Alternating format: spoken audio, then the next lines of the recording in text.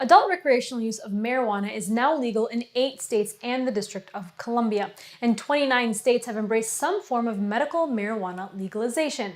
There's even a pot plant cultivation competition at the annual Oregon State Fair, and by 2015, legal cannabis had become the fastest growing industry in the United States, and it's expected to hit $7.1 billion this year. Now, despite this progress, nearly 700,000 people were arrested last year for violating marijuana laws, and while marijuana-related offenses aren't punishable by death, some offenders are hit with other penalties with effects that can ripple throughout their lifetime, like the loss of a job or public benefits because of life sentences. Others, like Pharrell Scott, are being separated from their families to serve life sentences for violating federal marijuana statutes. And marijuana laws don't seem to be enforced equally.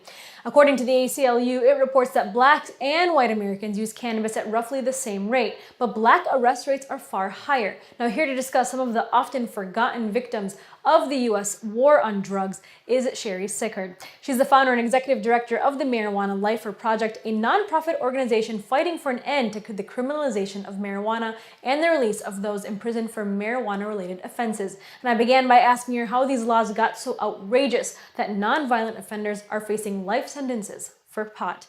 Check it out. It's really something that a lot of people misunderstand, and why it is goes back to the start of the drug war, and that's a much bigger topic than we have time to discuss now. But for the people I advocate for, I'm the director of the Marijuana Lifer Project. We advocate for prisoners serving life sentences for marijuana.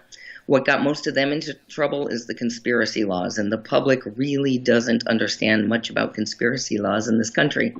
And it really shocks people that this can happen. When I talk about people serving life for marijuana, people naturally assume, well, they must have been importing tons and tons, and some of them were. But many of them weren't at all and never touched it, never had anything to do with it at all in a direct way.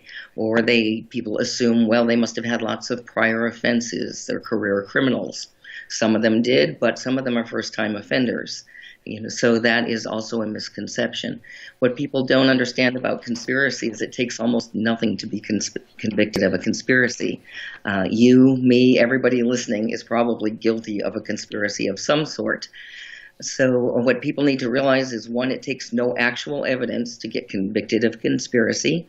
All it takes is the word of somebody else that was involved, and that somebody else is usually trying to avoid prison time themselves. And it holds also one person equally responsible, regardless of how much or how little they did. So among the men I advocate for, some of them were importing a lot of weed. Some of them were really minor players, like we have Craig Cecil, who repaired trucks that were used to haul marijuana, or Leopoldo Hernandez Miranda, who watched the house where marijuana was stored.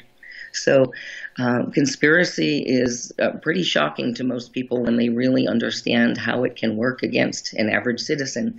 And once you get caught in the justice system, it's impossible to get out. And I'm glad you mentioned that, because I want to talk about clemency for a bit. Why hasn't marijuana legislation translated into clemency for those in prison for marijuana offenses, and how are there Americans still being given life or de facto life sentences as recent as this year for these offenses?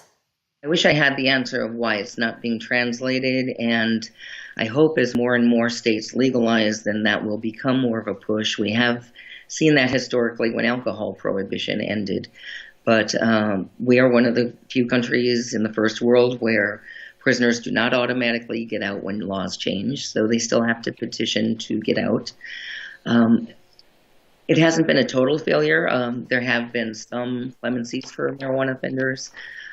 Several of the prisoners I advocate for have gotten out over the past couple of years. Charles Cundiff, Billy Deacle, Craig Frazier, just this year, but many more have been denied.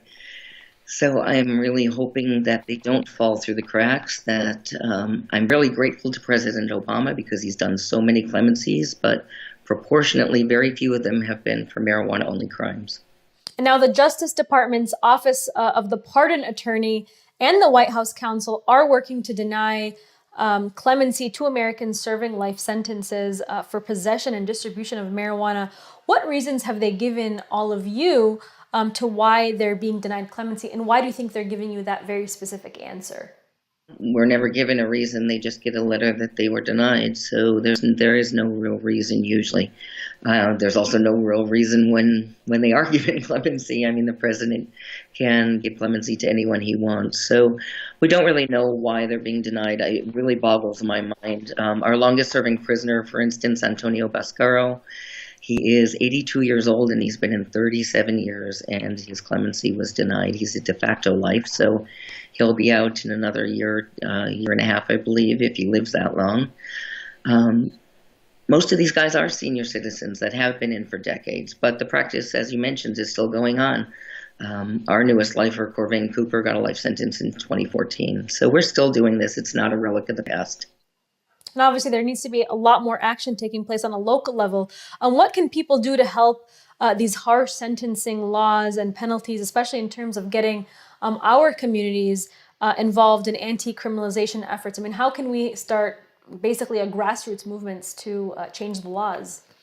Well, there's a lot of things starting at the local level, which is pay attention to the judges that you're electing. And because really judges have a direct impact on the public, and most people know nothing about the people they're voting for judges. Same goes with the politically appointed judges. So a lot of this starts at that level. We also need to see reform of the clemency process, of the way that is reviewed, because right now it kind of is up to the people who are in the same department that prosecuted these people to decide that they're worthy of clemency. So it kind of almost is set up as a situation where they have to admit they were wrong or made a mistake, or maybe it shouldn't have been this harsh. It's just the system is inherently flawed. So I think a push to reform that whole system would be important. And of course, sentencing reform, mandatory minimums. This is a very complex issue. But I think, and it's disheartening to me if we can't solve it at the level of something as basic as somebody with a nonviolent marijuana crime doing life without parole, which some of these guys have life without parole. Think about that. Not even a chance of ever getting out. If we can't solve that, I mean, how broken is the system? Thank you so much, Sherry.